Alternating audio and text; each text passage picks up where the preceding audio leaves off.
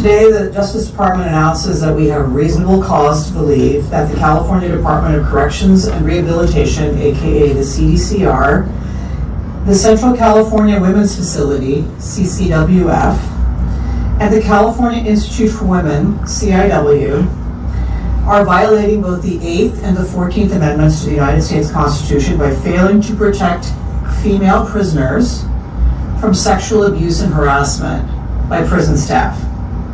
In addition to these constitutional violations, the CDCR, CCWF, and CIW have failed to adequately implement the Prison Rape Elimination Act, PREA, which is meant to deter, detect, and hold accountable prison staff nationally who commit sexual violence against prisoners.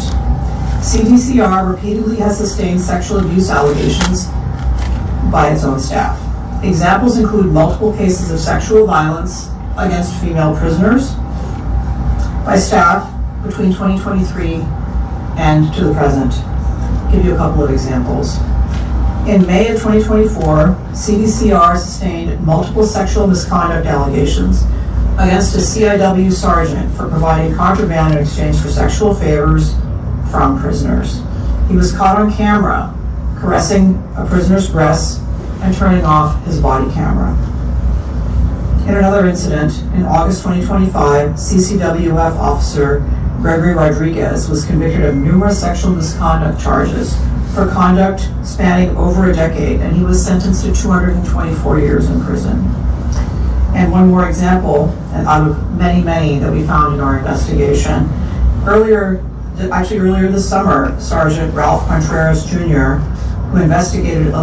whose job was to investigate alleged staff sexual misconduct, he himself was sentenced to 15 years in prison after pleading guilty to receiving child pornography on the job.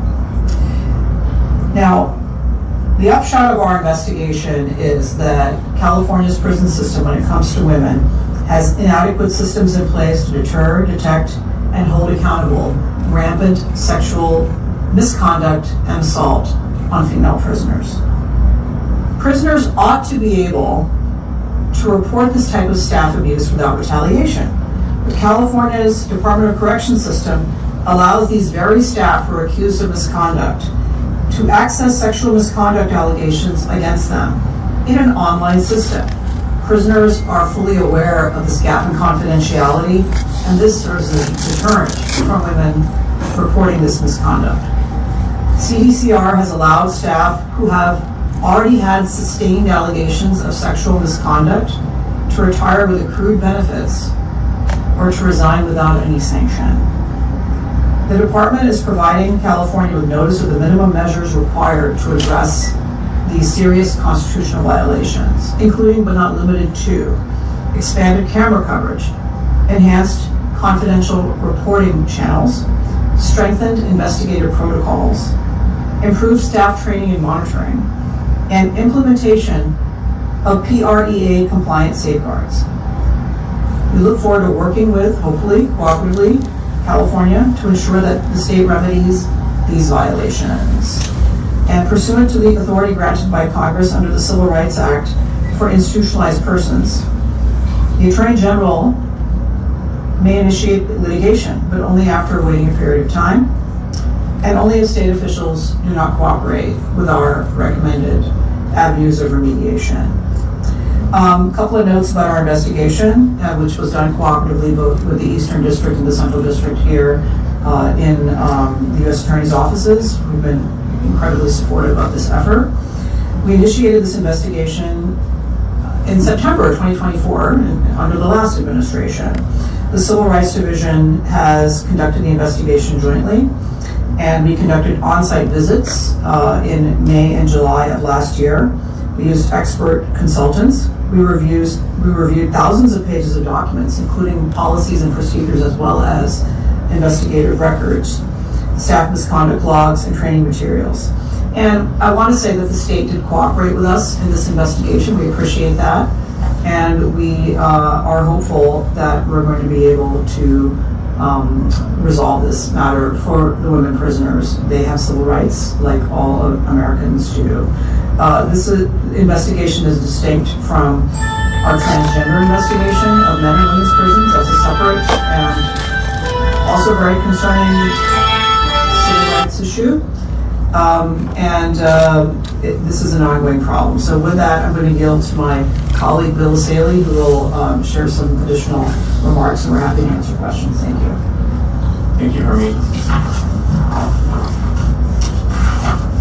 Good morning. We're here this morning because the United States Department of Justice has found that the state of California has violated the Constitution by failing to protect female prisoners from sexual abuse from staff. The findings in this report, which will be made public later today, it's a very substantive, detailed report, has the findings and also the requested remedial actions.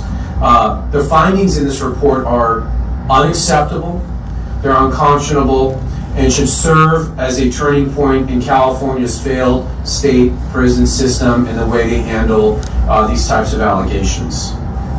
As you heard from our Assistant Attorney General for Civil Rights, Harmeet Dhillon, our investigators uncovered a long-standing pattern of sustained staff sexual misconduct, inadequate safeguards, failures in confidential reporting, improper investigative practices, and insufficient accountability measures.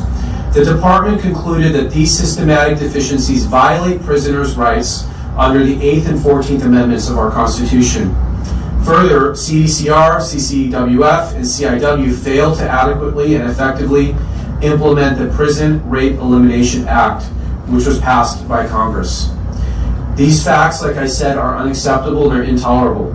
California owes a legal and moral duty to safeguard prisoners in their custody. This state must confront the persistent failure of its own employees to prevent and address future sexual abuse at these facilities. As Harmeet said, we look forward to hopefully working cooperatively with the state of California and its prison system to remedy these alleged violations.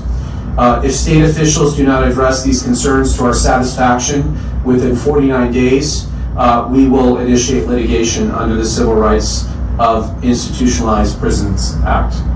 And with that, open it up to questions. Okay. Go into a little more detail about what the remediation measures are going to be recommended. So when we release this report, you look at page 22, it's going to have some detailed findings there with our recommended remediation. It will be in the report, but for the most part, there's going to be a list of recommended actions. We want them to change their policies and practices. And most importantly, we're going to want monitors or some sort of monitors in place to ensure they're actually complying with the conditions. But again, look, they have been, from my understanding, they've been cooperating in this, so hopefully they'll want to get this right too. So we expect that they'll want to do it the right way. Yeah, I would say actually it's page 28. There are 11 recommended measures.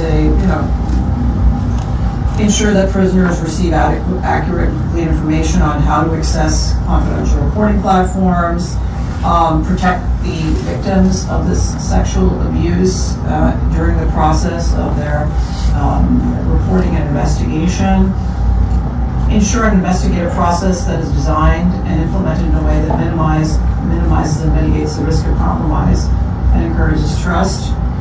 Ensure that all staff are, including supervisors, investigators, and non-custody staff, have digital audio and video capability on and operating when they interact with prisoners, and passive recording capability that protects the prisoners from this type of exploitation.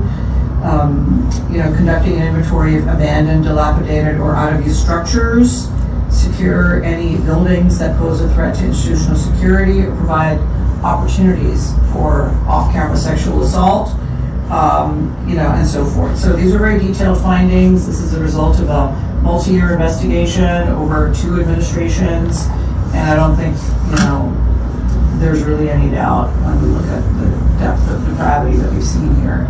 California needs to stop this, and America prisoners have rights, and we intend to enforce those. So hopefully litigation will not be necessary. Historically, California has cooperated with these types of investigations and implemented remediation.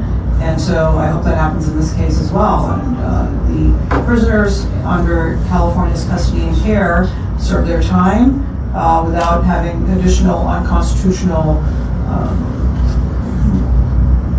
penalties extracted from them by prison staff on the job for California. We got a question from online. It said, you said this is distinct from the separate investigation into men and women's prisons investigation. Can you give us any update on the progress of that investigation? And is the state likewise cooperating? Look, the state has a different philosophical viewpoint about that issue. California is not the only state that we are investigating for rapes that are occurring of women prisoners by males posing as women in the prison. So I would say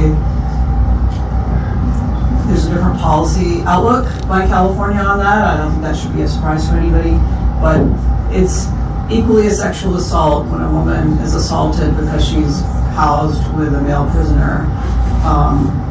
And so that is taken very seriously by the DOJ, and we're wrapping up that in short order. You may hear from me again about that, and Bill as well, because California is, I think, the largest number of females who are affected by this phenomenon of men suddenly identifying as women for purposes of getting quote-unquote better treatment in the female prisons.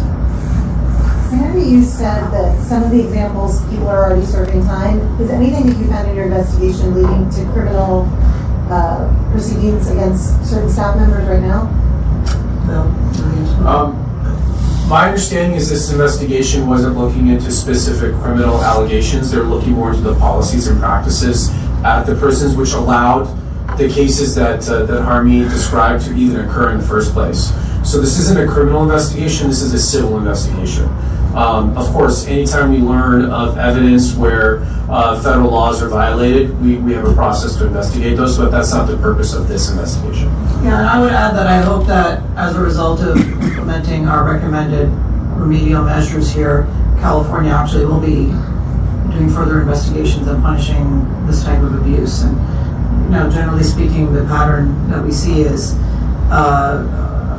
corrections officers who they're repeat offenders. So there's quite a bit of that going on, and this is what we see as a pattern in law enforcement investigations generally, is like there's a few bad apples and they commit a lot of crimes. So. Do you have a number of how many women reported this abuse? I mean, we're only looking at a window of 3 years, so I don't think I can give you an accurate picture on that. There may be others who can answer that question. That might be in the report that we release today, all the specific figures in there. And we could try to follow up to see if we have that answer. I understand a prison in Chino is a part of that investigation. Are there any other Southern California locations we should know about? I think Chino was the primary prison of the scope of the investigation. I'm not aware of getting a head nod, so Chino is the primary one that we looked at. Okay. Yeah. Anyone else? Anyone questions? Else? Thank you.